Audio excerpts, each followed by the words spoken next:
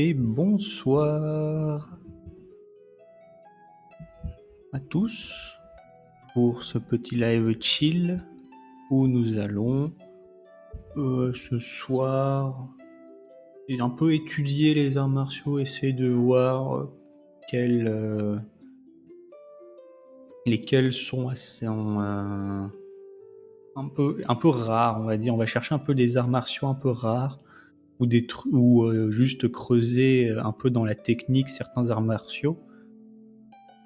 Parce que je prévois plus tard dans mon histoire d'écrire une sorte de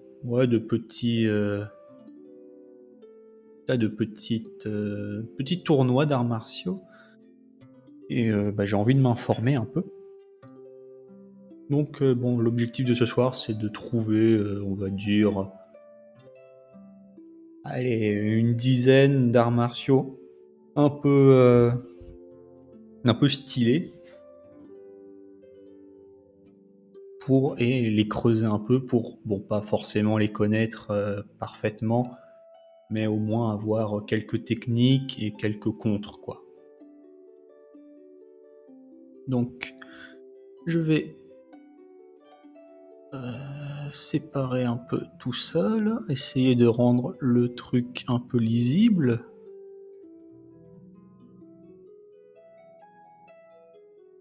Hop. Ça descend et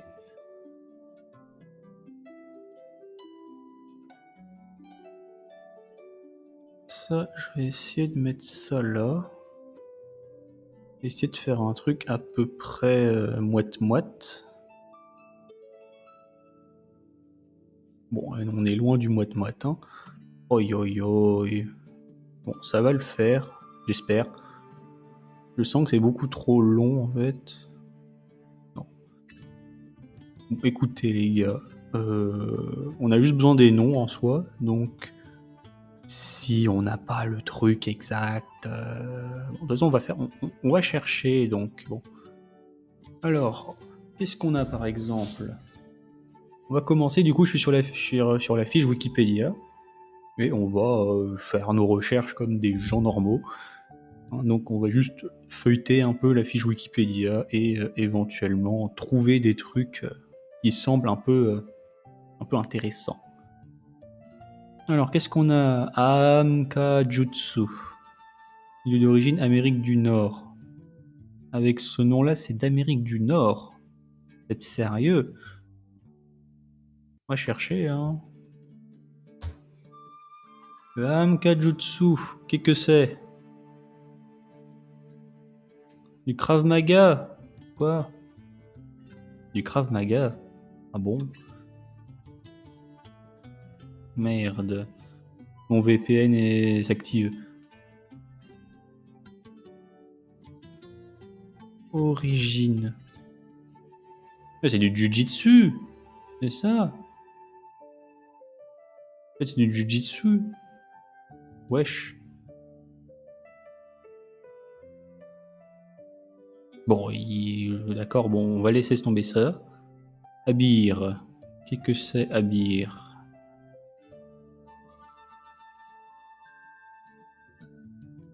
Abir, art martial.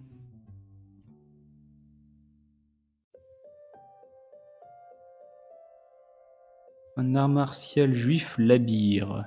Fudge World. Moi, tant qu'on me donne des informations, ça me va.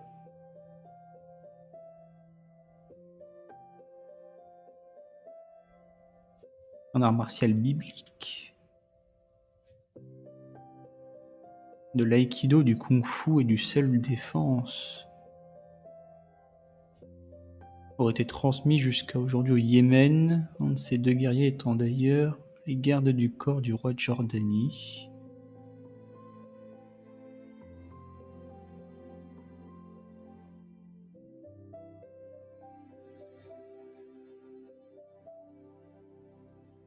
D'accord, donc pourquoi ça parle d'alphabet? Donc, bon, on va noter toujours, on verra. Abir,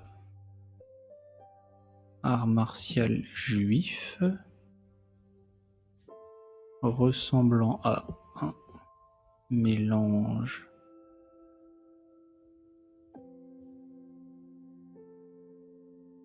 d'aïkido, de kung-fu et de close combat. Alors de CQC, close quartet combat. D'accord, ok. Bah, faudra juste que je regarde du coup les mouvements éventuellement de l'aïkido. Ça se base sur quoi, par exemple? L'aïkido, par exemple, c'est un art de projection un peu.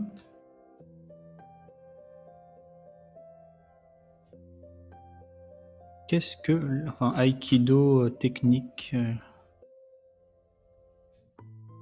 technique. Voyons voir. Allons sur Aikido Budo. Il m'a l'air d'être un site dédié totalement à ça. Alors, les techniques d'Aikido constituent des techniques susceptibles d'être demandées lors des passages de grade. Bon, ça, je m'en fous. Mais en fait, c'est quoi la base de l'aïkido? C'est du contrôle? C'est de la frappe? Voilà, c'est des termes techniques que je ne pige pas. Aikido, art martial. Art martial. Bon, bah, on va chercher. On va essayer de voir. En fait, c'est pas Wikipédia, voilà. Wikipédia, qu'est-ce qu'il va me dire? Allez, Wikipédia.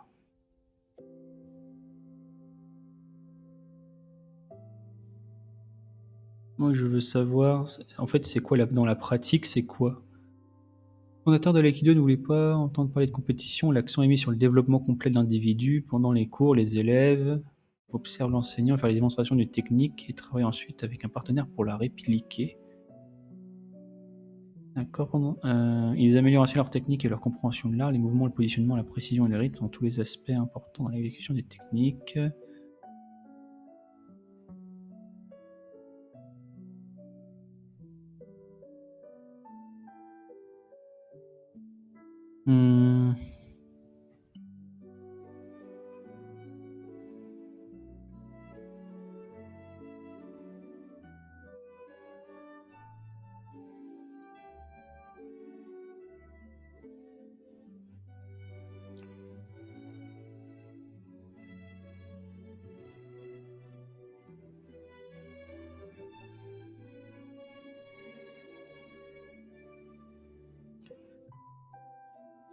Mais du coup, l'aïkido, c'est plus du jeu de jambes, du corps à corps, ou alors de la projection. Ça serait quoi la base du truc?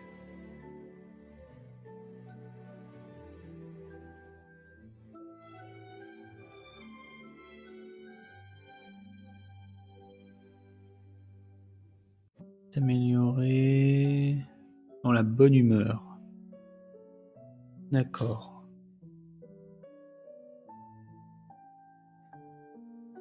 Ça a l'air d'être des trucs... Bah attends, on va peut-être pouvoir voir un exemple.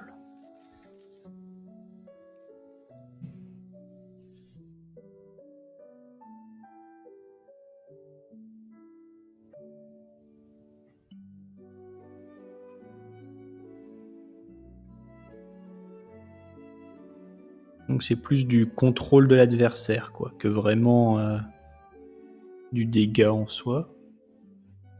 C'est plus réussir à contrôler son adversaire en faisant des clés, en le parant, en le projetant.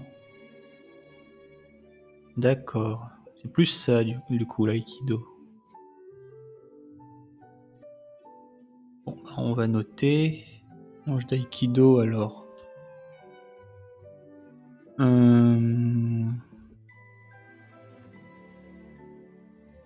Sif plus de la défense en parent slash Bloquant.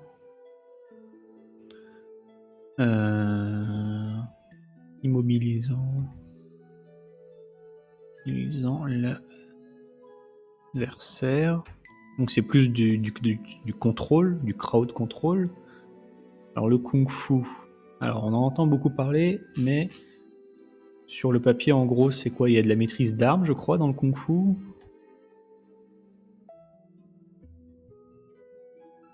Art martial chinois. Alors le kung-fu. Et voir, le kung-fu est en Occident le nom des arts martiaux externes comme internes. Bien qu'on utilise rarement ce terme pour désigner le tai chi chuan. C'est quoi le tai chi chuan? Tai chi? Oh, c'est ce truc-là là, qu'on voit souvent dans les dramas chinois ou les mangas, les manhwas, je crois qu'ils disent en chinois, quand on dit en chinois. Il y a le E, il y a le K, il y a un N, un Ki. Bon.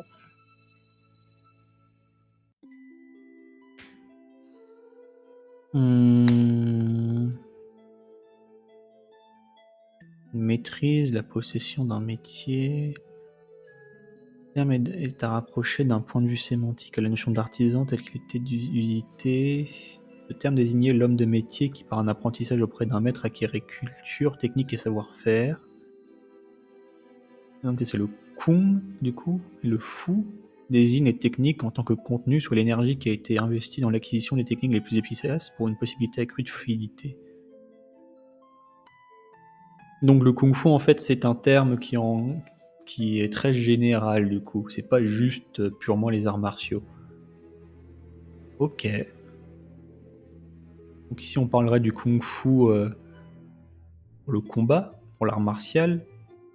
Mais du coup, le kung-fu peut très bien s'appliquer aussi à la musique, dans le sens où il y a l'apprentissage et le perfectionnement du... En fait, toute personne qui cherche à perfectionner son art, en fait, fait du kung-fu, d'une certaine manière. Ça, c'est cool. Ça, c'est un petit point de culture toujours intéressant à savoir. Voilà. Donc, un mec qui essaie de se perfectionner dans un art, à partir de son apprentissage et du coup, à partir de l'apprentissage du truc, développer et perfectionner son art, c'est quelqu'un qui pratique le kung-fu. Ça, c'est cool. Ça, c'est des informations toujours sympas à savoir. Et moi, en fait, je veux savoir, genre... Attends, il y a plusieurs styles. Alors... Les styles du nord de Kung Fu utilisent plus les jambes et ceux du sud plus les poings. Cela se reflète dans l'expression chinoise mandarin Nan Quan Bei Tui, qui veut dire poing dans le sud et jambes dans le nord, et renvoie aux différences, parfois les oppositions existant depuis des siècles, entre le nord et le sud de la Chine, et ce tant au niveau culturel que des mentalités ou du climat. Pour ce qui est du wushu, on dit également que la topographie du nord, avec ses vastes étendues permettant l'utilisation sans contrainte des jambes lors des assauts, a favorisé un style de combat à longue distance, tandis que les pieds dans les rizières, les maîtres d'arts martiaux du sud de la Chine ont tout logiquement mis l'accent sur les techniques de poing. La réalité est évidemment plus subtile qu'une expression générale réifiante. Tendance au degré très varié. En général, ceux qui pratiquent le style du Nord sont plutôt grands et minces, donc ceux qui pratiquent plus les jambes, du coup, plus tout en longueur pour avoir de la longe, logique. Les fait un mouvement plus facilement. À l'inverse, les pratiquants du kung-fu du sud sont plus petits et plus musclés. Parce qu'ils vont au corps à corps, donc ils n'ont pas forcément besoin d'allonge. Ok, donc le kung-fu c'est très complet, quoi. Donc y a pas, on peut prendre un peu ce qu'on veut dedans. Le tout c'est essayer de... Je pense que je vais devoir faire une fiche technique du kung-fu. Hein. Et que ça va être tellement long alors. Kung-fu. Alors. Sa pratique dépend de la région. On peut aussi bien manier plus les jambes que les bras. Ok, bon.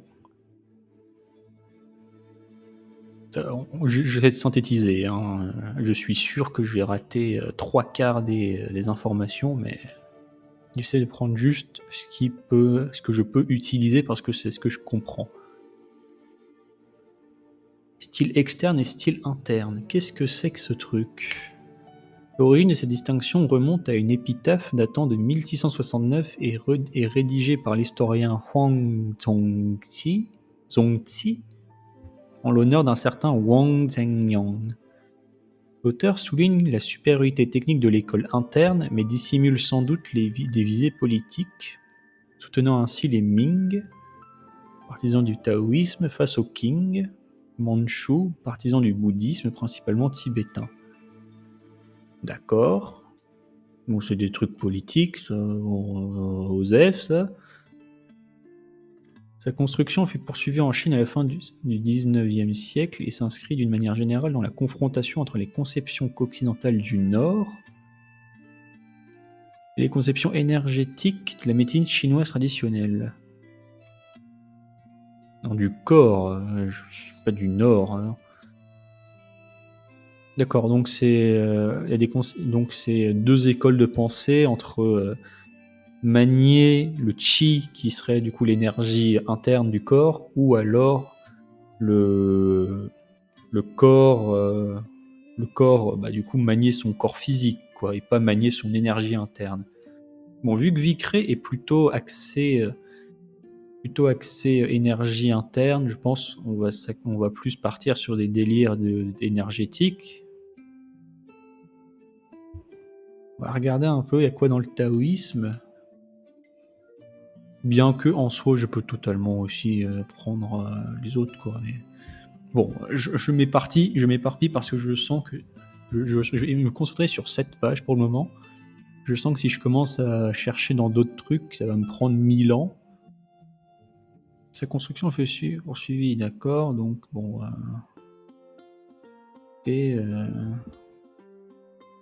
il existe deux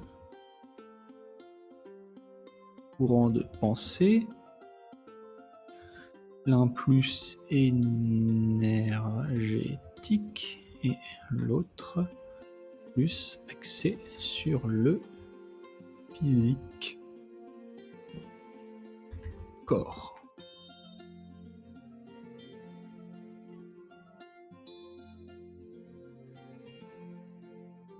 En Europe, cette distinction consiste à considérer que les styles externes utilisent la force physique et la vitesse comme principe d'entraînement, et les styles internes la respiration, la décontraction, les coups fouettés et l'entraînement en lenteur pour guider le ki. Donc on va plus axer vitesse et force physique, tandis que l'autre, on va plutôt essayer de mettre le rythme, enfin mettre son ennemi dans un rythme adapté pour pouvoir utiliser son ki intérieur. D'accord, ok. Énergétique. Alors, moi je vais l'interpréter évidemment comme je l'entends. Hein.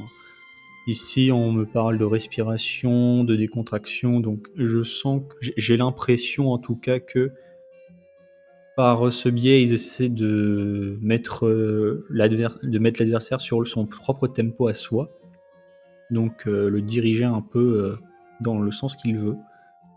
Tandis que le corps physique, c'est plus pouvoir s'adapter aux situations que l'adversaire va engendrer. J'ai l'impression que c'est un peu comme ça.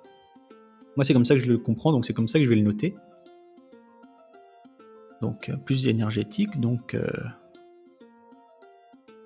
alors, maîtriser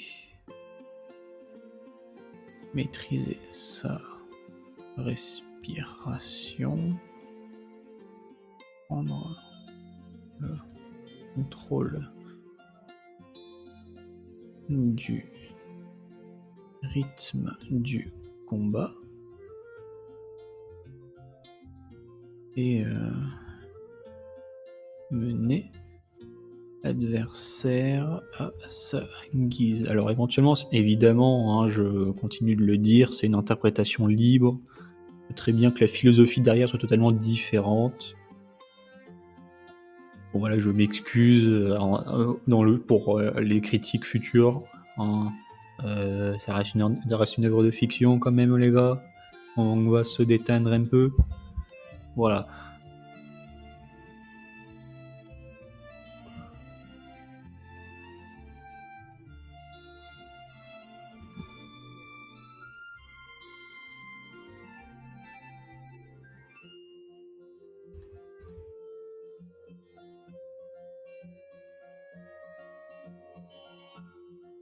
Du coup, je vois déjà une petite opposition entre les deux, avec le côté avec le style interne qui essaye d'adapter l'ennemi à son rythme, tandis que le style externe essaie de briser le rythme de l'ennemi en le prenant de vitesse.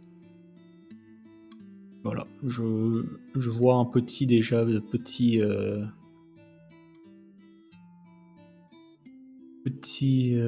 petit conflit déjà sur ce point-là.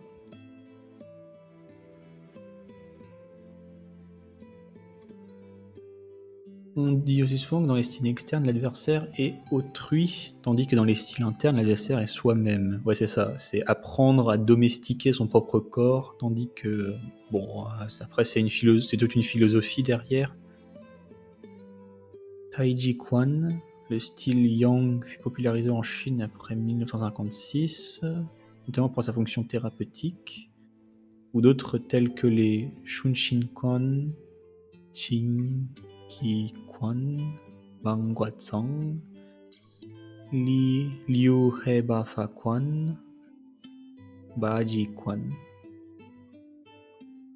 Bon, après, la Chine est tellement grand qu'il doit y avoir énormément de styles et de dérives, donc on va garder l'idée des... Bon, je vais peut-être éventuellement retenir les noms.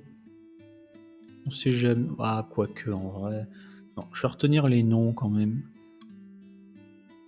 Juste, je vais noter les noms pour plus tard, éventuellement, si j'ai besoin. Alors... Exemple style terne. Taiji Quan. Ouais, j'avais bien écrit. Taiji Quan. Shunshi Quan. J'ai l'impression que Quan, ça veut dire genre art peut-être, ou martial. Enfin, ça doit avoir un truc comme ça, ou énergie peut-être, je sais pas. Zingi Quan. J'écris bien là, attends. Zingi, ouais. Ba quoi. Zan. G. Liu He Ba Fa Quan. Bon, je les note et puis éventuellement, si j'ai besoin après, ou évidemment, attends, le Qigong. Qigong, donc... Ouais, le Qigong, j'en ai déjà entendu parler, vu que j'ai beaucoup lu de mangas chinois, et bon, évidemment, les mangas chinois, bah, c'est beaucoup d'arts martiaux. Et du coup, bon, le Qigong en fait évidemment partie, et bon, tout le délire des énergies internes et de la progression de soi, la compréhension de soi, c'est très utilisé dedans.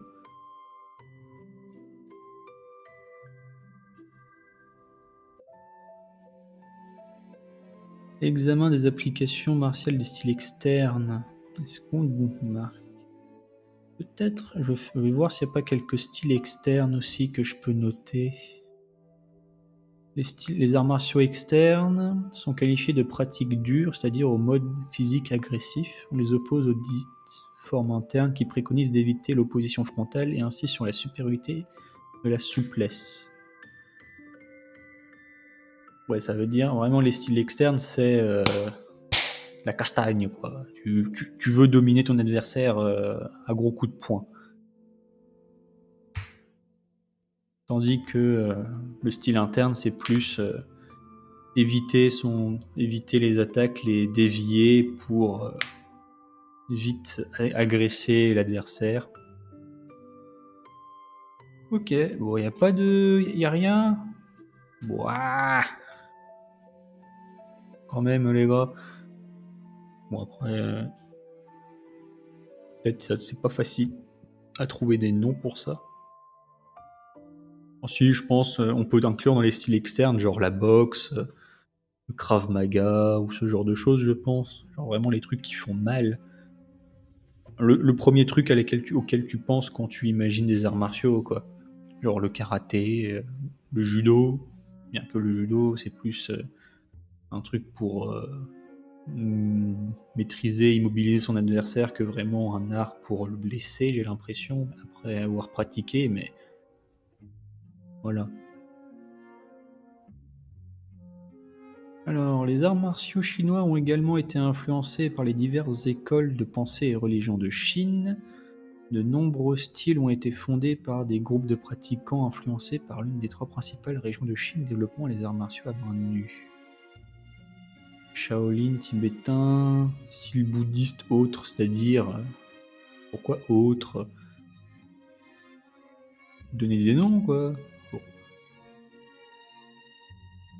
Exemple, style externe. Je vais marquer par exemple boxe.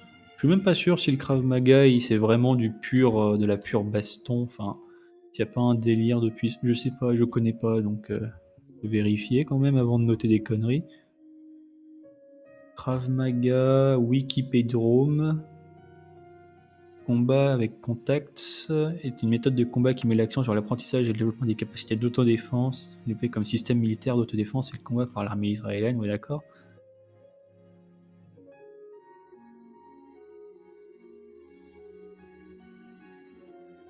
Non, je pense que c'est un truc pour se taper dessus, hein, ouais. Krav Maga... Karaté? Après, je sais pas, peut-être le karaté a une dimension énergétique. Peut-être, hein. Mais de ce que je vois, moi, ça a plus l'air d'être un délire de gros bourrin. Karaté, un art martial japonais. Son origine est okinawaïenne, ouais. Ah, tiens, cette année, le karaté devient sport olympique. Plusieurs styles de karaté, oui, bon, ça... un peu toujours des branches différentes dans tous les arts martiaux, en fonction des régions, des choses comme ça.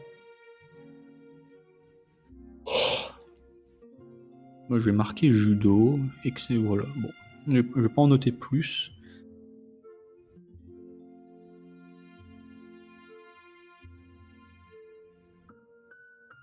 Alors,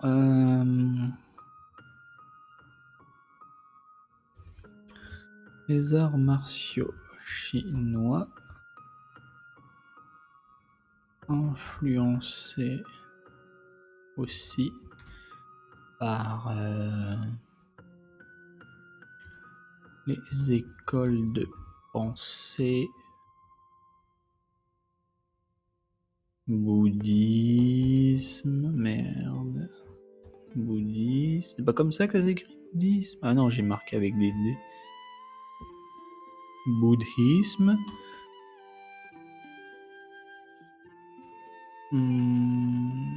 Ah merde, bouddhiste. Shaolin. Tibétain. Autre. Aussi style taoïste. Bon. Ça doit être des courants de pensée, quoi. C'est Les Mongols, Mandchous, les Coréens de Chine pratiquent également les formes de lutte différentes, de lutte d'influence chamaniste et assez proche sous la dynastie Qing. Luttes amicales avaient fréquemment lieu entre dignitaires de ces cultures. Le Buku, le Sirum. Fais voir. Qu'est-ce que c'est? Sirum, Shirum. Sport coréen traditionnel. Ça me dit quelque chose. Ah oui, c'est ça. Ça ressemble un peu au sumo, mais ce n'est pas vraiment du sumo. C'est en gros, les gens ont des ceintures, ils s'accrochent par la ceinture et ils doivent faire chuter l'autre personne. En gros, c'est ça. J'avais déjà vu des combats de ça. Changsa.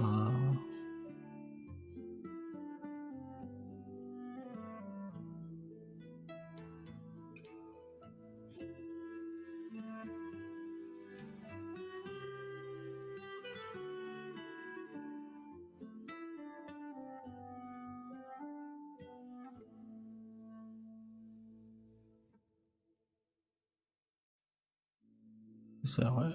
C'est ça, ok, d'accord. Le buku. Qu'est-ce que c'est le buku? Forme de lutte aussi.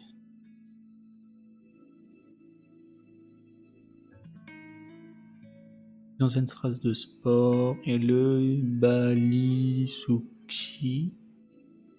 Spectacle de tirer rapidement la doublure d'un vêtement hérité de culture. C'est sans doute la raison de la proximité du buku avec le bok.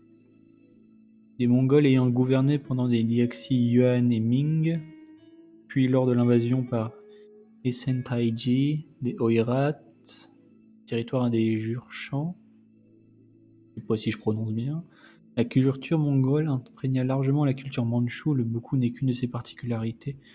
Mais ça, c'est quoi? C'est de la lutte? Ça, c'est en gros, c'est de la lutte mongole. Bon, bah ok. C'est le même délire que le Shirum, du coup? Ok. Bon, il faisait aussi de la lutte, du coup. Je peux noter ici lutte, hein. Lutte, voilà.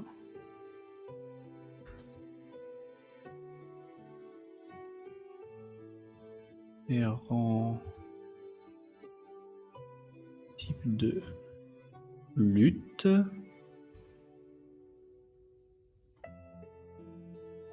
Coréenne, chinoise,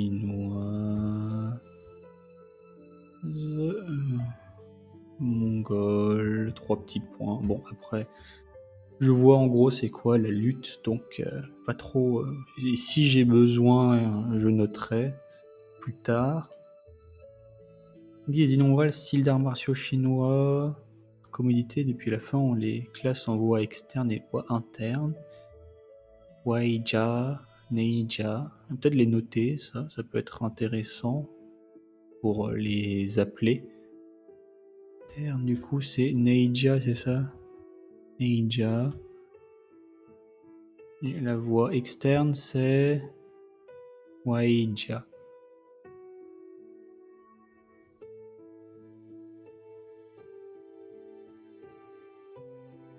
Waija. Je suppose Jia, ça doit vouloir dire voix, et Nei interne et Wai externe, enfin un truc comme ça. Conception la plus simpliste en Europe consiste à considérer que les femmes... Ah non, ça j'ai déjà lu. Les styles se sont construits sur des centaines d'années.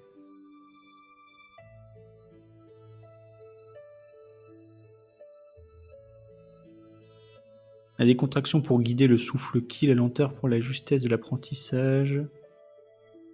Cette conception repose d'une part sur une connaissance des styles internes qui s'arrête au Taiji Quan, style Yuan ou Chen popularisé en Chine après 1956. Taiji Quan, c'est quoi le Taiji Quan? C'est le Tai Chi, ça? C'est ce qu'on appelle le Tai Chi? Ah oui, OK. Si, vous savez, c'est, le truc, qu'on voit en général dans les animés, c'est les mamies là qui font des mouvements, très lents pour, faire du coup circuler leur, énergie quoi. La boxe du taiji, boxe du fait suprême. Un art martial dit interne, souvent réduit à une gymnastique de santé, ouais c'est ça. Aussi comporter une dimension spirituelle, il a pour objet le travail de l'énergie appelé chi. Oh, je peux faire du tai chi, un truc hyper puissant, genre le mec il bouge très lentement, mais à chaque fois que l'ennemi arrive, genre il se fait counter. Oh, ça peut être très drôle ça. Du coup, le tai chi, enfin, le tai chi quoi. Tai chi, du coup, bon, je vois en gros c'est quoi, mais je pourrais noter ça comment si moi je l'interprétais.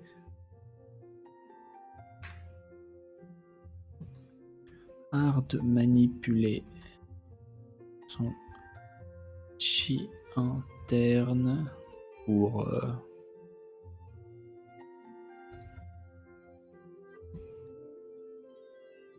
lent et précis. Merde, j'ai noté signe en train de faire des maths là. Mouvement lent et précis et créant des vagues d'énergie. Oui, là je réinterprète, hein, là, sur ces trucs où j'ai déjà une idée, je vais pas non plus faire 1 milliard de recherches. Vague d'énergie, frappant l'adversaire. Juste l'idée des fois ça suffit. Je vois en gros, ouais, c'est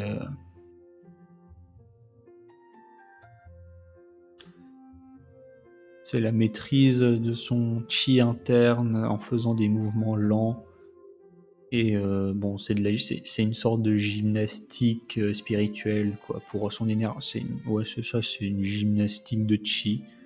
On pourrait dire ça comme ça.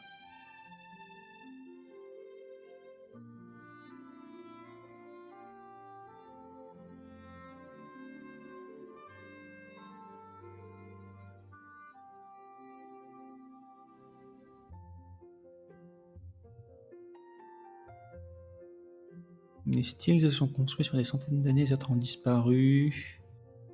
Pao Quan. Bon, ça, c'est quoi par exemple le Pao Quan? Genre, on nous dit qu'est-ce que c'est? On a peut-être des infos dessus? La boxe canon de Shaolin. C'est une sorte de boxe. Shaolin Pao Quan. D'après les anciens livres de Shaolin, la boxe canon a été créée par le moine Fuju. Voici une représentation fidèle et en couleur de l'époque. Pendant la dynastie Song, il avait invité 18 grands maîtres de différents styles pour échanger sur leurs connaissances au temple Shaolin et créer la quintessence de la boxe Shaolin. Cette boxe avait à l'origine 28 méthodes sous les dynasties, elle a été améliorée pour atteindre 36. Cette boxe n'a pas seulement absorbé la quintessence des boxes Shaolin, mais combine également avec l'expérience acquise dans le combat aérien par ses grands maîtres. Elle contient également la pratique du Jingyi-ba, une boxe exclusive de Shaolin, lui donnant ainsi ce goût si particulier et un style inimitable. Voilà, on parlait de boxe et puis d'un coup j'ai l'impression on parle de vin là. Qu'est-ce qui s'est passé? Les actions sont féroces et rapides, de manière imprévisible, mêlant le doux et le dur. C'est une forme de boxe dédiée au combat réel, ignorant la forme fleurie. Ouais, en gros, on est efficace, quoi. On est efficace et on tape dur. La boxe canon. Oula, alors attends. Le goût de la boxe. Donc ça, c'est quoi? C'est les traductions, ça, du coup?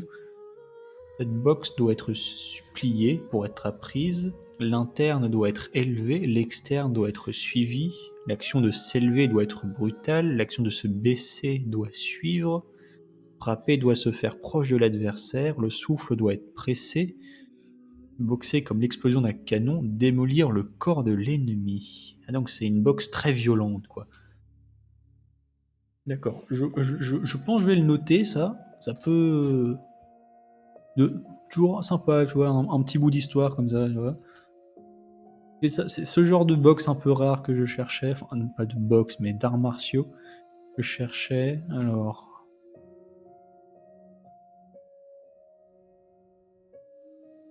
Shaolin Pao Quan. Je vais noter donc la box canon, hein.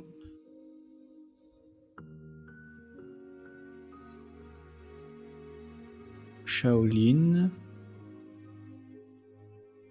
Objectif est... Alors,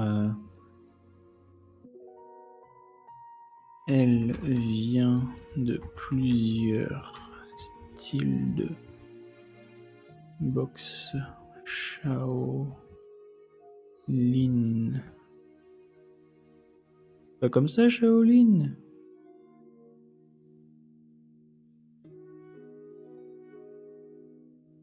Mélanger pour en créer une très puissante dont les attaques ont pour but la destruction physique de l'ennemi. Ouais, bon. Il n'y a pas genre la version prononcée.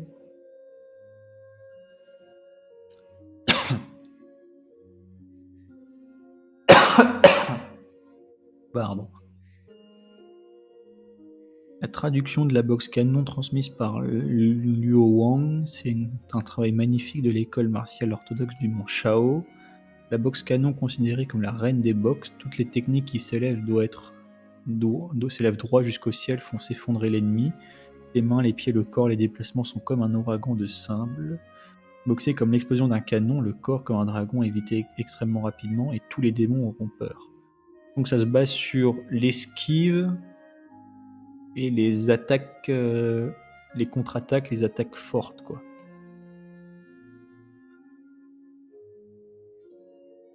On a 36. Chaque technique du tigre secoue la montagne. Les frappes pilonnantes font effondrer l'ennemi au sol. Vouloir percer, fendre, balancer, enrouler, projeter, lever. Les techniques de se jeter, pousser, tirer, bondir, donner des coups de pied, se répandre soudainement, le pied tremblant comme la foudre, la puissance des... Et comme celle d'un canon, le regard est vif, les mains sont rapides, les saisies sont immédiates, la méthode de la grande boxe ancestrale. Cette boxe est composée de Xiao Pao Quan, Da Pao Quan. Le Xiao Pao Quan n'est pas qu'une routine, le Xiao Pao Quan lui en a 3. Ah non, c'est n'a qu'une routine, il en a 3. Et 4 routines en tout. D'après Shi Yang, les 2 premières routines de la grande forme ont été transmises au plus grand nombre. Par contre, la 3e routine était largement gardée par les maîtres et ces derniers ne l'ont transmise qu'à peu de disciples. La formule des noms de la grande box routine 1 et 2. Quoi? Il y a des routines? C'est quoi? C'est en gros des techniques? Coup de coude, relever le bois, double pénétration du vent, le corps à travers à droite, traverser les poils bleus, le canon sur le sol, attaquer avec un coup de poing partant de la taille, corps de travers enchaîné par la paume qui pousse la montagne. Bon, je vais noter tout ça. Alors pourquoi? Parce que je pourrais utiliser par exemple le nom et tenter de décrire l'action. Genre,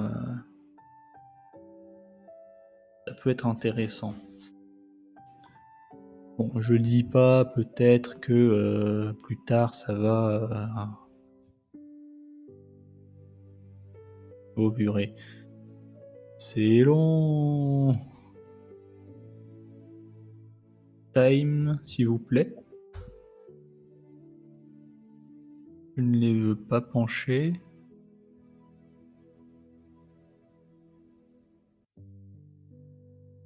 Bon, ça bouffe déjà une page de truc. Bon, c'est pas grave.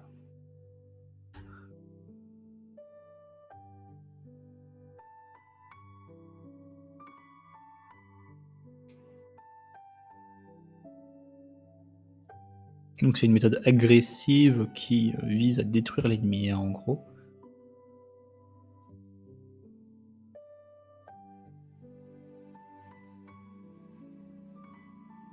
Et des esquives instantanées, on va dire. Je sais pas si elles sont censées être instantanées, mais dans ma tête, c'est comme ça. Vu comment on me le vend, je vais faire ça comme ça. Alors,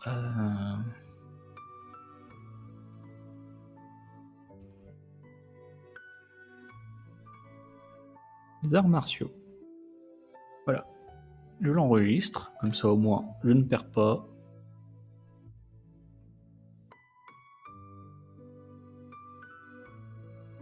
Peut-être juste mettre en gras pour pouvoir mieux m'y repérer, enfin pour que ça ressorte. Pour l'instant, j'en ai 5 pour l'instant.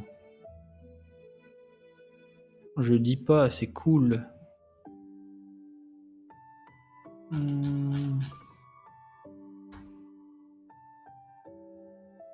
Peut-être si on allait voir ailleurs, je sais pas. On va peut-être aller voir dans une autre partie du globe. Je pense. On en a quand même. On en a 1, 2, 3. On en a 3 sur les 5 qui viennent de Chine. Donc on va peut-être partir sur d'autres trucs.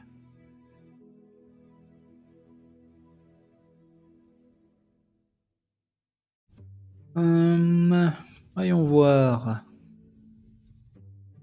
Ça c'est des Philippines. Abanico. Abanico. Voyons voir. Abanico. Un abanico est un type d'éventail portatif originaire des Philippines. Ah. Mais... Attends, abanico, art martial. On m'a vendu ça comme un art martial, donc bon. C'est quoi ça? Kali, Arnis, Eskrima. Eskrima. Ah, il y a des armes. Le Kali. Filippo Martial Arts. FMA du coup. Ah, ok, ouais, FMA. Bon, le FMA. En partie des branches du Silat.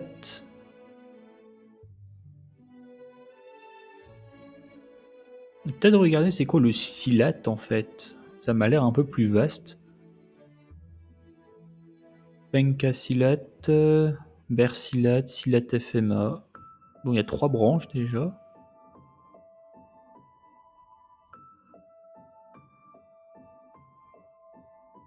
Les arts martiaux forment différents courants suivant les régions. Pencak Silat.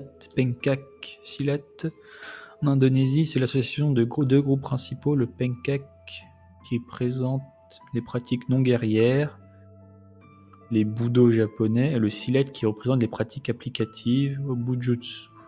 Du coup, ce Silat indonésien est probablement originaire de Sumatra. Le Pencak prend les origines à Java, Madura et Bali.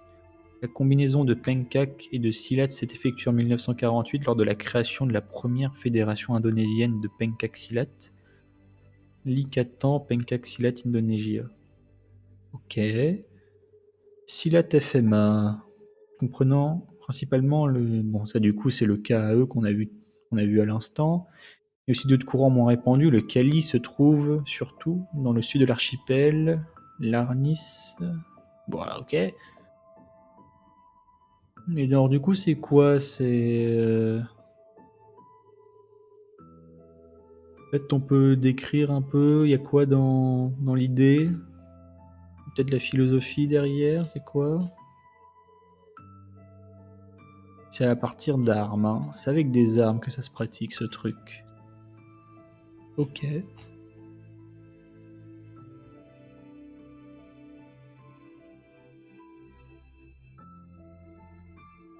Un domaine mixte.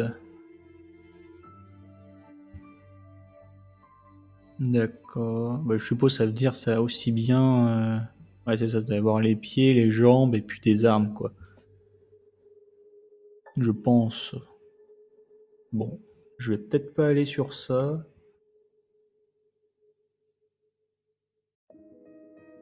Qu'est-ce qu'il y a?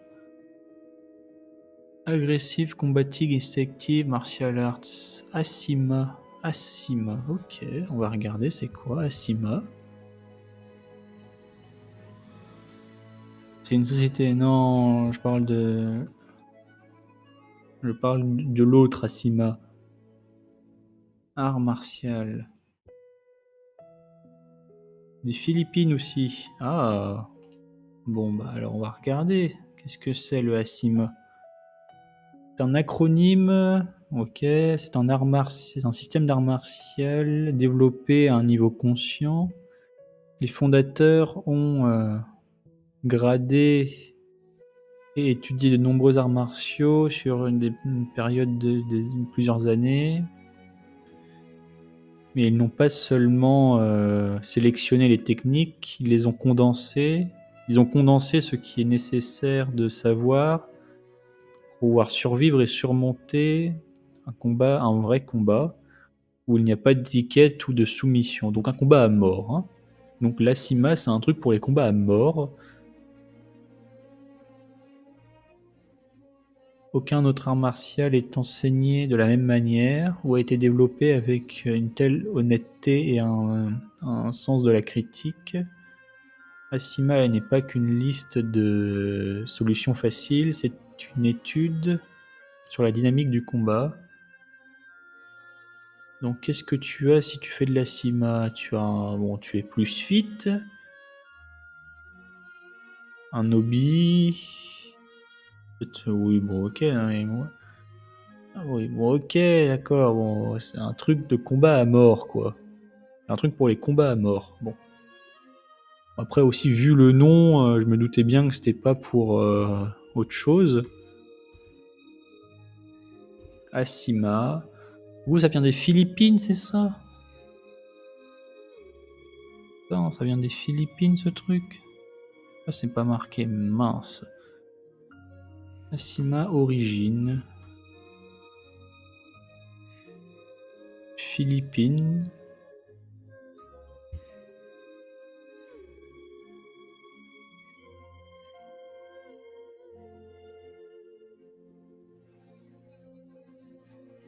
Il y a peut-être un truc? Non, combative, agressive, instinctive, martial arts. Alors, vu le nom, ouais, c'est un truc qui se base sur l'instinct, non? Enfin, je sais pas, hein, je peux tout à fait me tromper. Times New No Roman. Voilà, peut-être mettre la même couleur que le reste. 12 et noir. Voilà.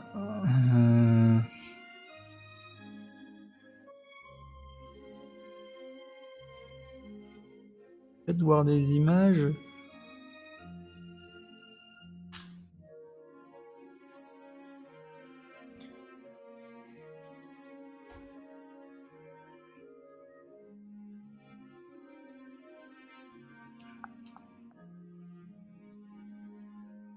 Asima Fight Company. Donc Facebook. Savoir moi, en fait, qu'est-ce qu'on t'apprend en fait?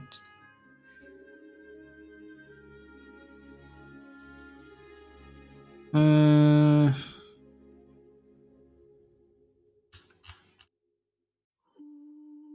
Bon, n'ayant aucune idée de ce que c'est et ne trouvant pas plus d'infos que ça,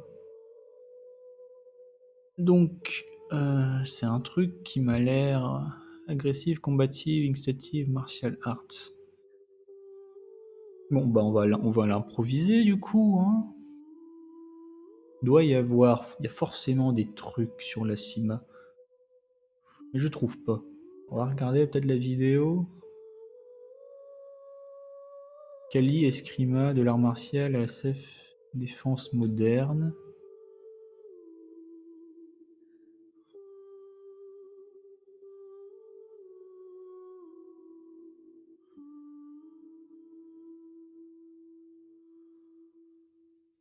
Ouais, donc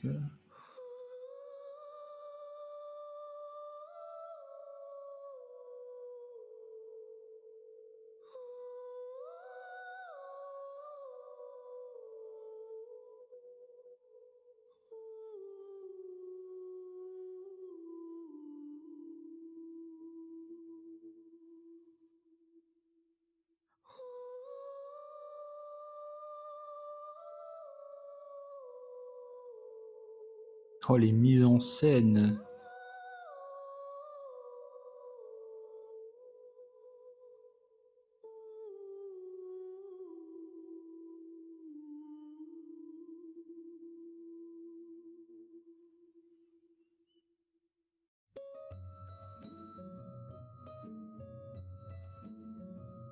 Ouais, bon, ça nous avance pas plus que ça. Y a pas genre, un truc comme, l'autre là, avec le Chaotic One là? Pas un délire même avec ce truc là, le Pao Quan? Y a pas pareil? C'est dommage. Bon, bah, je vais juste, noter, ce que je déduis du titre.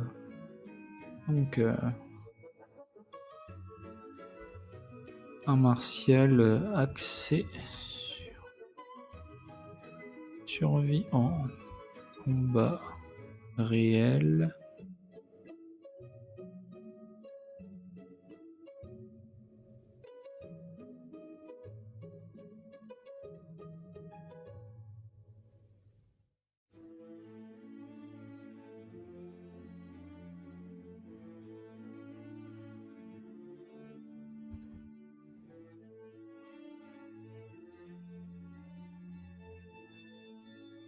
Et l'entraînement. Et l'entraînement. Bon, je vais essayer. Je vais un peu l'embellir, on va dire. Enfin, un peu le mystifier.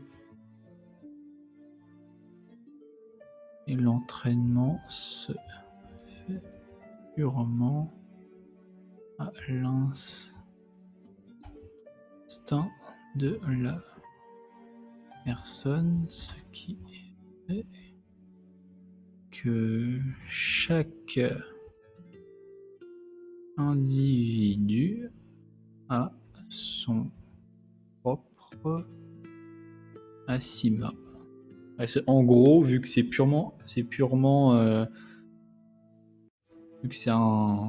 vu que c'est un art martial qui est totalement axé sur réussir à gagner un combat et à survivre une situation de combat à mort, eh bien on t'apprend pas un set, enfin tu fais directement enfin, tu crées par toi-même ton propre style de combat sur le tas, quoi. Donc, l'entraînement, c'est en gros de la mise c'est en gros se battre sur le terrain, quoi. Tu vas te battre et puis tu développes des techniques à partir de directement le combat à mort. Je pense qu'on va partir sur un truc comme ça.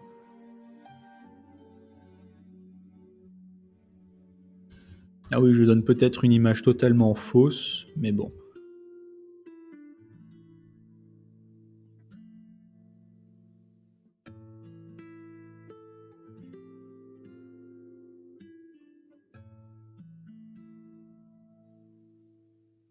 Je préciserai peut-être au début du bouquin, attention, les noms des arts martiaux que vous verrez sont empruntés à la réalité, mais ne reflètent pas la réalité des faits.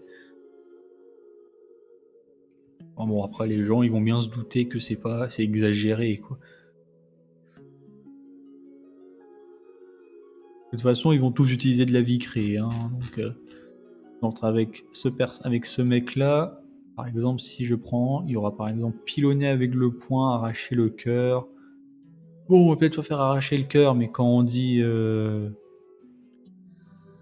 sais pas, les nuages au sommet, les 7 étoiles, bon, on peut avoir des trucs assez imagés, beaux, quoi. On peut avoir par exemple quelqu'un qui tire sa vicrée enfin sa puissance des images qu'il se crée autour de lui. Par exemple, avec sa vicrée, du coup, on va supposer que c'est une vicrée de type 1. Il, du coup, crée un environnement qui colle à chacune des techniques qu'il a appris pour pouvoir en tirer la pleine puissance, par exemple. Ça peut être quelque chose comme ça.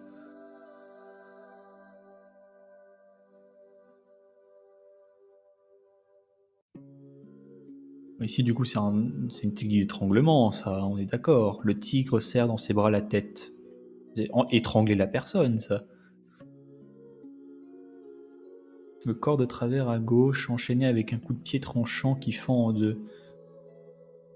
Corps de travers à gauche, et un coup de pied qui dégomme. Ok, bon.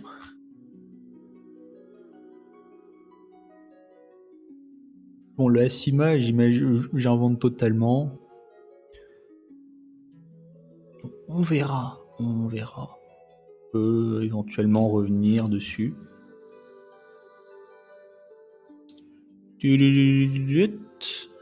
On s'arrête là. Qu'est-ce qu'il y a? On tombe sur de la lutte.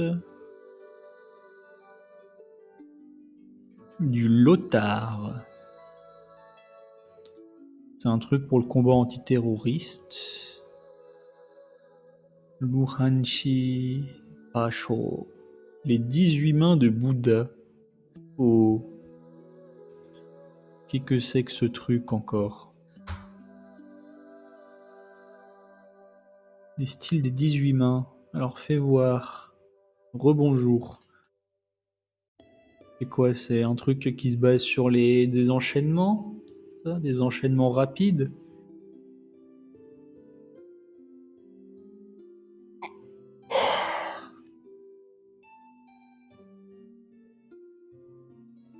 Le style des 18 mains de Luo Han.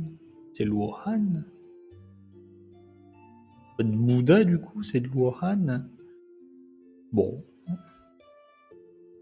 Peut-être des box de Shaolin. Donc l'ancêtre, c'est un style encore plus vieux que les autres. La légende dit qu'il a été créé pour contrer les pilleurs du temple, très nombreuses à l'époque. Il possède 18 techniques.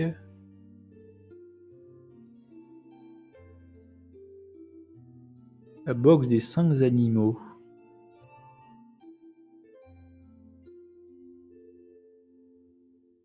D'accord.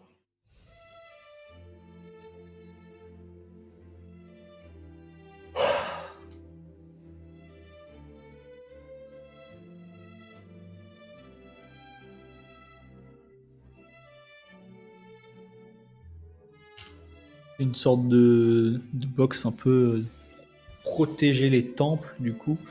On peut imaginer peut-être...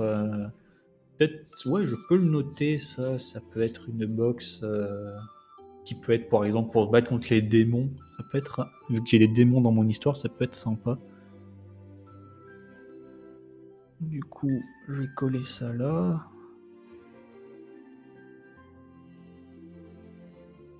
Déjà taille 12, s'il vous plaît. Ensuite, en times et en gras. Voilà.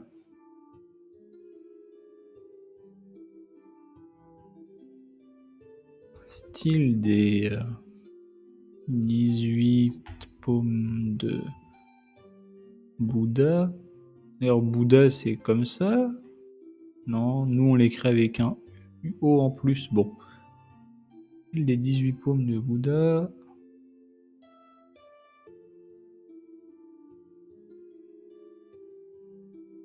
Il a été créé dans le but de vaincre les profaneurs de... Merde, profaneurs? Non, profaneurs.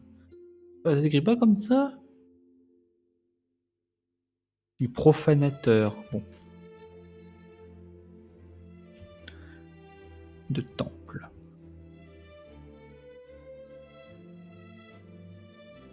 Il possède des techniques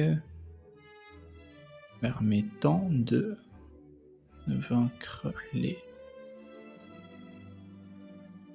démons et les dieux, on peut dire. Je sais pas, j'ai eu cette impression, peut-être après j'ai mal lu.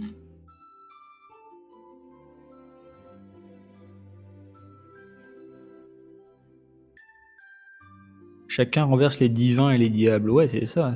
Il y a donc aussi un aspect destructeur de Dieu dans cette technique.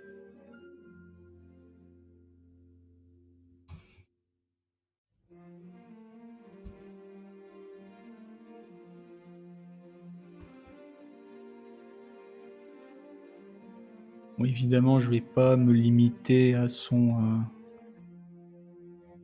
truc de base. Hein. Je vais évidemment rajouter une patte un peu fantaisiste en me basant du coup sur le style de base. Hein.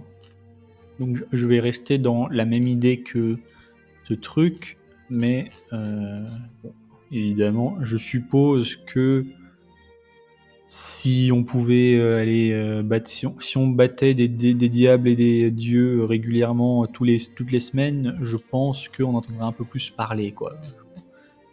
Mais dans l'idée, c'est la pratique est là, quoi. Shaolin Shoshan. Blabla. Alors voyons voir comment il se débrouille le monsieur.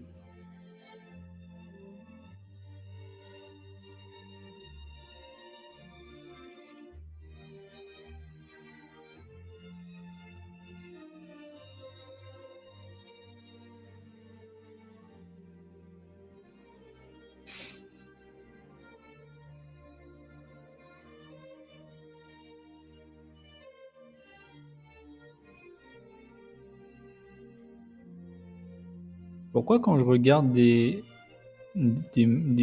moines ou ce genre de personnes se battre, j'ai toujours l'impression que c'est le même style de combat. Non. Ouais,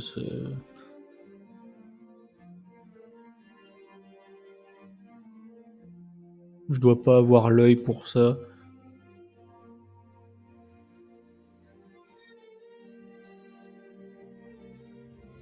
Mais du coup, moi, je vais plus partir sur l'aspect spirituel de la chose pour me baser sur les techniques. Je pense, hein. Ça me permettra beaucoup plus de possibilités que juste du pur combat. Bon, évidemment, sauf sur des trucs genre la lutte. Bon, ça, on peut faire un truc on peut faire un truc où en lisant, tu comprends facilement ce qui se passe, mais si tu commences à parler de choses comme, je sais pas moi, un enchaînement. Si tu essaies d'écrire un enchaînement de techniques en détaillant l'action, en fait, bon, déjà, ça demande un travail beaucoup plus, un travail de ma part énorme, mais surtout, au niveau du spectateur, tu le perds, en fait. Il se perd juste. Il se perd dans le flot d'informations. C'est pour ça, vaut mieux métaphorer la chose. Alors, c'est quoi la machete? Ça me dit quelque chose en plus, ce truc. Machete. Mais non, pas le film, ni le truc. Moi, je parle de l'art martial. Machete. Tire machette. C'est une forme d'escrime. Oui, on se bat à la machette, quoi. Ça. Oui, c'est ça. Ils se sont dit, tiens, on va développer un art martial avec des machettes. Et voilà. Bon, ok.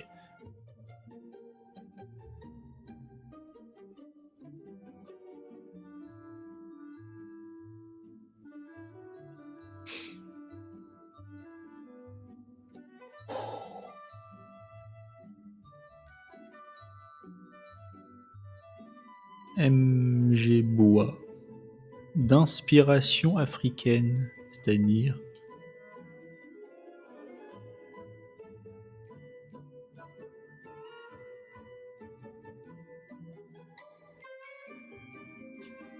Défense personnelle étudiée pour les femmes, les instructeurs utilisent une armure pour permettre aux élèves d'apprendre à vraiment porter les coups. Modèle, mugging, impact... Va regarder, qu'est-ce que c'est?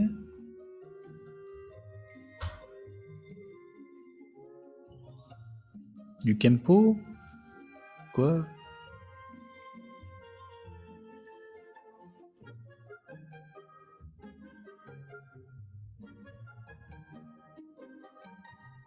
Je ne veux même pas essayer de prononcer en fait cet art martial. Du MMA ici. Ouais, c'est des techniques, d'accord. Ah, ça fait partie de la même famille de trucs de baston là. Ok, bon, d'accord. La boxe taille, du Muay Boran. Alors...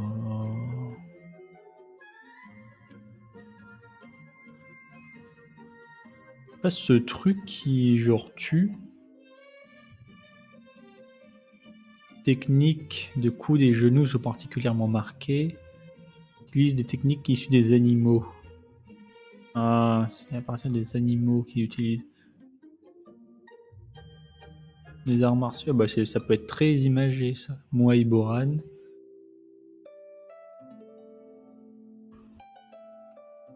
Muay Boran, j'espère que j'ai bien écrit. Muay Boran, ouais c'est bon, j'ai bien écrit. Ok. Technique de boxe, c'est thaïlandais? Ouais, c'est thaïlandais, ok. Technique de boxe thaïlandaise qui copie le mouvement des animaux. Ok. Ça peut être très imagé, du coup c'est plutôt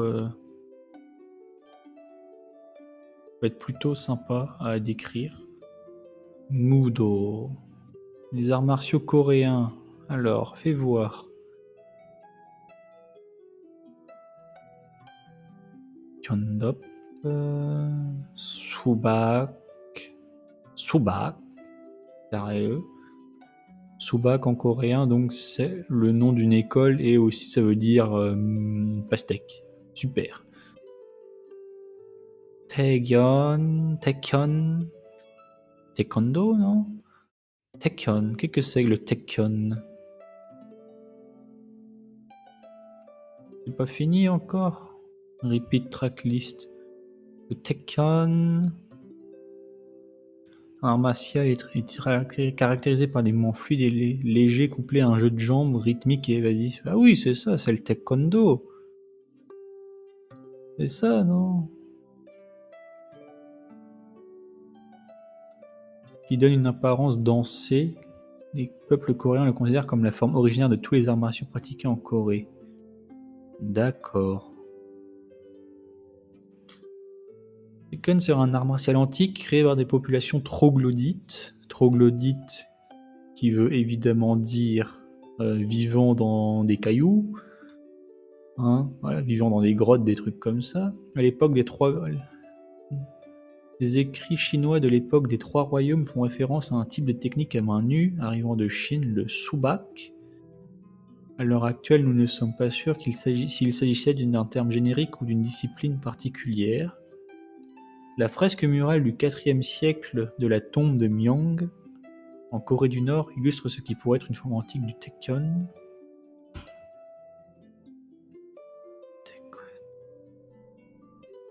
Ok.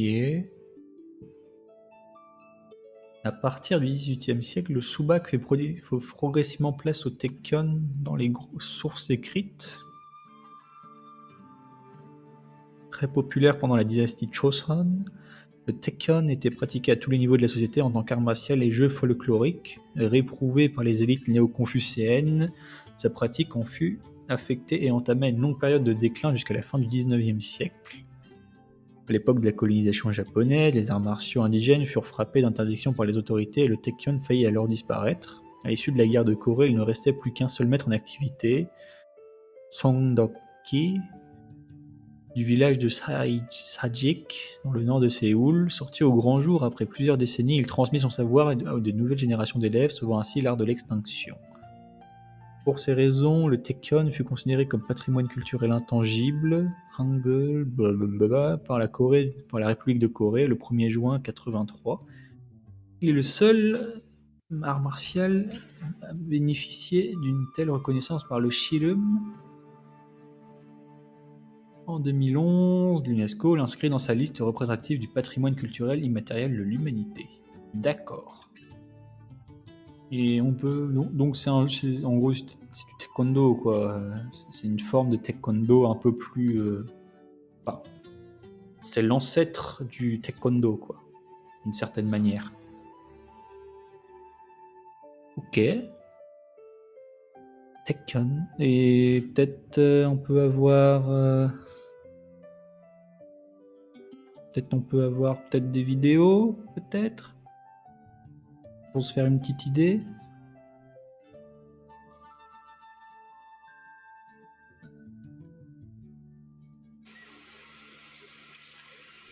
Attendez, hein. Hop. Comme essayer de voir peut-être une musique ou un truc comme ça.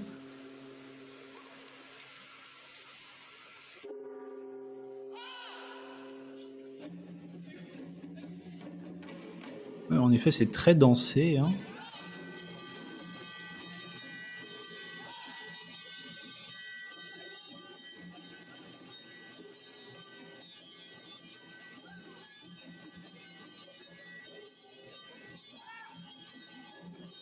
Aussi d'avoir des attaques au niveau des bras.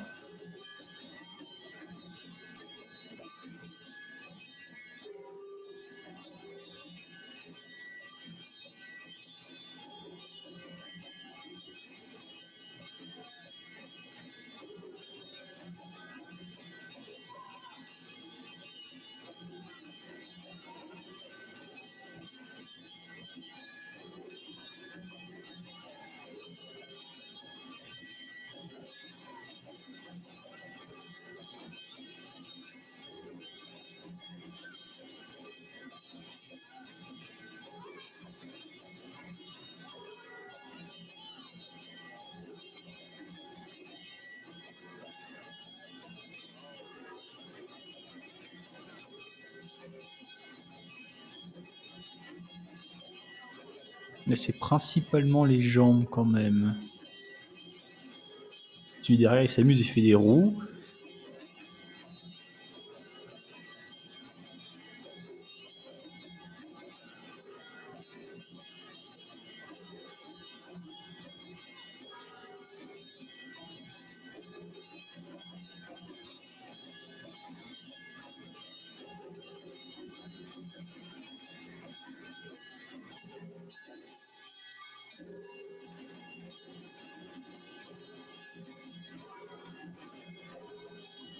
Tu m'étonnes que ce soit un art martial et en même temps une danse, ce truc. En fait, le fait que ça soit le fait qu'ils mettent des mouvements de danse, j'ai l'impression que ça permet de choper un tempo et de caler son adversaire sur son propre rythme. En même temps de pouvoir le rendre... non, ça le rend un peu prévisible parce que tu sens à quel moment il peut agir. Après, tu peux feinter. L'avantage, tu peux facilement feinter du coup.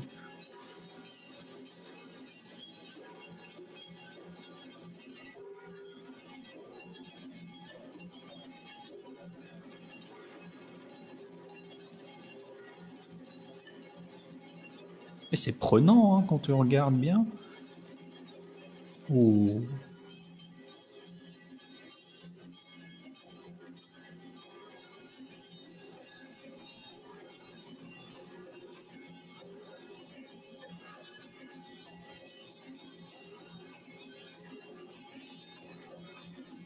Ah, Il y a des passages, il y a des contres qui sont au bras.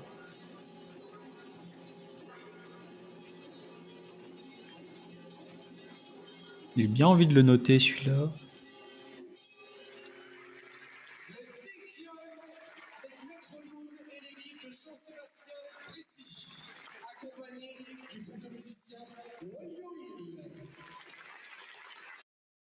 Ok, celui-là je vais le noter celui-là.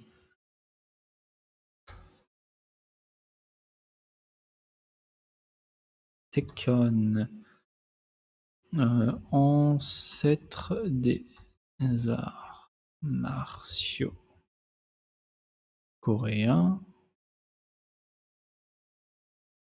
Il peut s'apparenter à une danse et se centre autour d'un jeu de jambes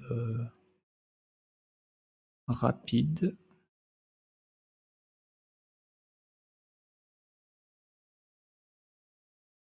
Moi, bon, je vais noter comme ça pour le moment. Pom, pom, pom, pom, pom, pom.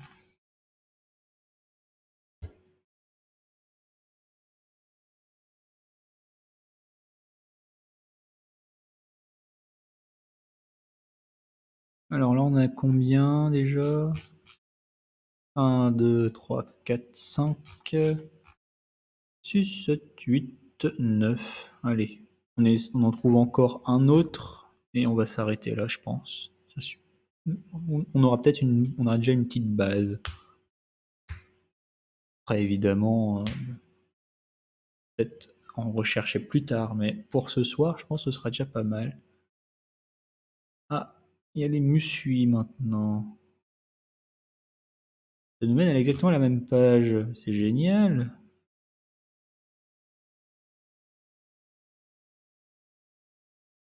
Bon, bah. Y a pas genre un art martial français, par exemple? Ce serait cool, ça. Arts martiaux français. Art martial français doit bien avoir des trucs, non? La boxe, bâton de combat, la brancaille, la canne de combat.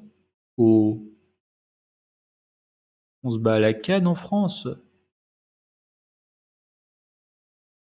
Canne de combat est un sport de combat de percussion. Il se pratique à l'aide d'un objet contondant, la canne, un bâton de châtaignier de 95 centimètres de long avec lequel le tireur doit toucher son adversaire sans être lui-même touché. C'est de l'escrime, non? C'est de l'escrime, mais fait par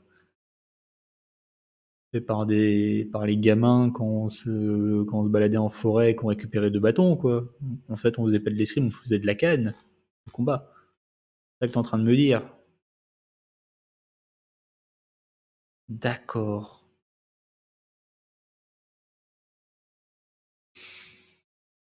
D'accord, donc à la place de garder l'escrime, ils se sont dit non, non, on va faire de ce jeu-là, là, où quand on était gosse à 12 ans avec des bâtons, là, on va faire de ça un sport. Ok. On va voir c'est quoi le franc combat. Alors, qu'est-ce que c'est le franc combat?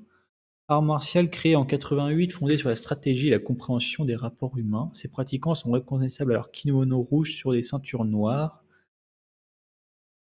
noires pour les grades primaires, pratiqué plus particulièrement dans le sud de la France avec une bonne inspiration gardoise. Cette discipline se développe dans des régions du nord de la France et à l'international. Le dirigeant actuel est Alain Basset. Oui, mais qui c'est quoi le franc combat? Il y a quoi dedans? Le symbolisme d'une puissance aérienne, l'instrument, la justice, la non-opposition. Oui, mais oh, ça, c'est tout sauf français, ça, Tengu no Michi. Ça, c'est japonais, ça. La voix du Tengu. Pourquoi le Tengu en plus? C'est pas d'une nouvelle technique de combat, mais de l'apprentissage d'un comportement plus réaliste pour des cas de confrontation avec des situations de crise qu'il faudrait gérer différemment des entraînements basiques en dojo, car ils ne sont pas régis par le même type de convention. Bon, non. Bâton de Joinville. C'est du bâton de combat. mais à l'école militaire de Joinville. Bâton de combat, du coup, qu'est-ce que c'est? Technique du combat associée à la fédération de boxe. Il est parfois qualifié d'art martial, notamment du fait de sa codification. Vas-y, cette fois, c'est quoi? L'utilisation du bâton en France est attestée dès le Moyen Âge. On en retrouve des traces écrites dès 1205. L'un des mandements de Philippe Auguste codifiant sa longueur, il était à l'époque utilisé par les roturiers lors des duels judiciaires. Les duels judiciaires étant plus particulièrement quoi? Une procédure ordalique provenant du droit germanique permettant de statuer sur des accusations en l'absence de témoins ou d'aveux dans lequel les deux parties en litige se battent en combat singulier. Ah oui, c'est genre, tu t'embrouilles avec quelqu'un et le juge te dit: «Allez, go faire un 1v1, quoi». La justice à l'époque était quand même bien plus, relax, hein. Au lieu de relax, au lieu de te faire chier pendant 6 mois, vous avez un litige? Allez vous battre, voyons. Comme ça, il y en a un qui meurt, il y a plus de problème, voilà, c'est réglé. Genius. Mais bon, ça s'est perdu avec le temps. Du moins pour la justice, actuelle, quoi. Dans les rues, je pense ça se règle, à peu près comme ça. Duel judiciaire. Comme en attestent les écrits de maîtres d'armes, diverses pratiques du bâton sont formalisées selon les régions. Jeu du bâton à 2 bouts, ferré aux 2 extrémités, à la fin du XVe siècle à Mazan, pratique du bâton en Bretagne, notamment lié au penbaz, et peut-être venu de Grande-Bretagne, ce qui pourrait être apparenté au Shilelag. Quoi le penbaz? Penbaz écrit également penbaz ou penba, bâton à tête, du breton pen et de base. Donc un gourdin avec une tête de truc, quoi. Penbaz est un bâton en bois dur d'une longueur de 80 centimètres à 1 mètre, doté d'une extrémité arrondie provenant la plupart du temps d'une racine ou d'un nœud, et permettant de servir de gourde. L'extrémité la plus fine est équipée d'un lacet de cuir permettant une meilleure prise de main. Le bois est le plus souvent taillé afin de lui conférer la forme souhaitée. Le penbaz peut être sculpté et ornementé. Ouais, c'est du combat au bâton, quoi. Juste, bon. Ici, on l'appelle penbaz.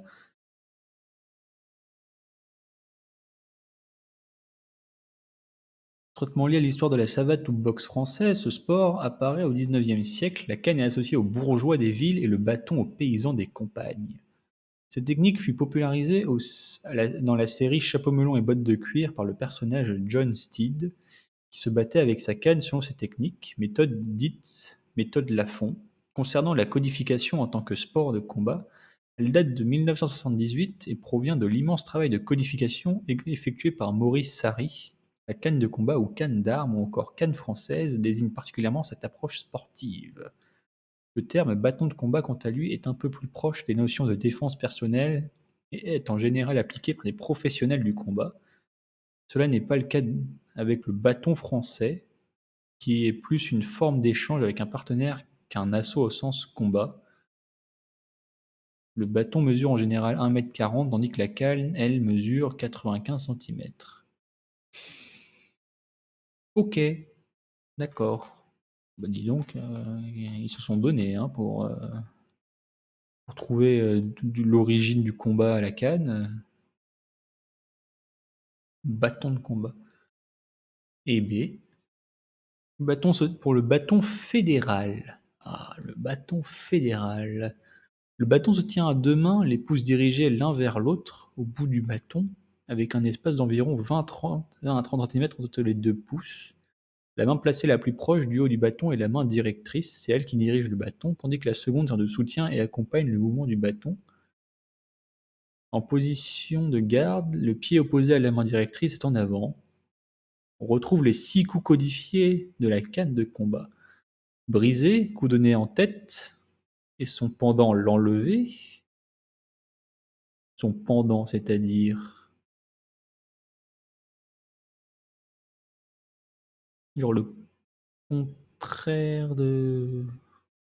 Peut-être quand tu frappes en latéral, peut-être? Latéral extérieur et son pendant, le latéral croisé. Non, le briser et l'enlever. L'enlever. Qui que ça peut être l'enlever? Latéral extérieur et latéral croisé, ok. Le croisé tête, le croisé jambe. On frappe que ça. D'accord. Les coups très codifiés, en effet. Il existe également des coups particuliers appelés coulissés, où on écarte les mains le long du bâton en armant le coup au niveau des hanches, et où on les rejoint ensuite à un bout, en donnant une trajectoire circulaire dans un plan vertical ou horizontal. On écarte les mains en armant au niveau des hanches, dans un plan vertical ou horizontal à l'autre. En bâton, on privilégie l'aspect artistique de la pratique au détriment de la volonté de touche, car la dangerosité de l'arme est réelle. La façon de réaliser ces coups est différente entre le bâton de Joinville et le bâton fédéral. D'accord. Ben dis donc. Il existe également une tradition italienne du bâton de combat qui est relativement attachée à la culture régionale. On distingue aussi ainsi différentes traditions. Le bâton sicilien, le bâton genevois, le bâton apulien, le bâton napolitain. D'accord. Ok. Bah, l'art du bâton, ça peut être sympa. Ça peut être... Bon, je vais peut-être pas le noter, mais bon, c'est intéressant à savoir qu'ils ont développé tout un écosystème, enfin toute une... on va dire un écosystème, parce que c'est faux, mais... enfin, c'est pas écosystème qu'il faut dire par là, c'est... Ils ont développé... ils se sont cassés le cul, quoi. Bon, on va aller genre dans un truc au pif. Il y en a un, des arts martiaux. Et il y en a beaucoup qui viennent de l'Asie. Ah, Torekan Budo. Encore du Budo? Boxe, karaté, taekwondo, judo, jujutsu, lutte, escrime, canne. Ah, on retrouve la canne.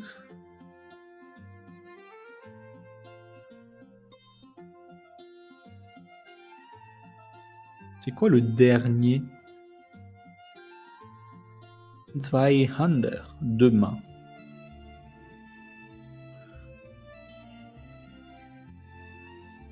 Taido Kung Fu. Projection, clé et arme. D'accord.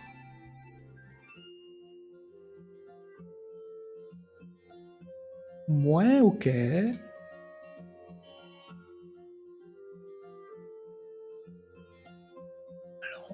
Ça, c'est allemand, du coup. Bon, bon. On va voir, écoute. Zanshin. Vigilance envers l'adversaire. L'esprit qui demeure, il s'agit d'une attitude développée dans les arts martiaux japonais. Non mais... moi je veux ça, là. L'art martiaux... Le jiu-jitsu brésilien. Oh... Jiu-jitsu brésilien. Bon. Je pense, on va peut-être s'arrêter là. 1, 2, 3, 4, 5, 6, 7, 8, 9. Bon, on va s'arrêter là, je pense. Je reviendrai peut-être, mais là, je commence à être un peu fatigué. Donc voilà, écoutez, moi je vais m'arrêter là. J'espère que bon, vous aurez appris de nouvelles choses sur les arts martiaux, comme moi je l'ai fait, et que bon, qu'est-ce que je peux vous souhaiter d'autre? Bah, que vous n'êtes pas trop fait chier en regardant cette VOD. Euh, Bon, autrement, je vous souhaite une bonne journée, une bonne soirée, une bonne matinée, un bon repas. N'oubliez pas de liker, de commenter si vous avez quelque chose à dire. Vous pouvez aussi partager sur les réseaux sociaux si vous trouvez que c'est pertinent. Et en attendant la prochaine, je vous dis salut!